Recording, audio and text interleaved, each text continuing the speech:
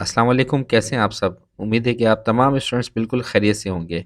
Microsoft word में मौजूद references tab की जितनी भी कमांड्स हैं, मेलिंग टैब की जितनी भी कमांड्स हैं, रिव्यू एंड व्यू की जितनी भी कमांड्स हैं, ये तकरीबन मेरी 8 क्लासेस पहले से रिकॉर्ड हुई हुई थी और मैंने अपने चैनल पे अपलोड भी की हुई थी।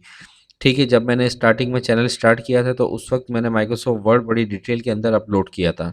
तो अब मैं वही क्लासेस एडवांस सीआईटी कोर्स में जो हमारा एमएस वर्ड अभी चल रहा है, इसकी प्लेलिस्ट में उन 8 क्लासेस को ऐड कर रहा हूँ, तो आपने इनको देखना है।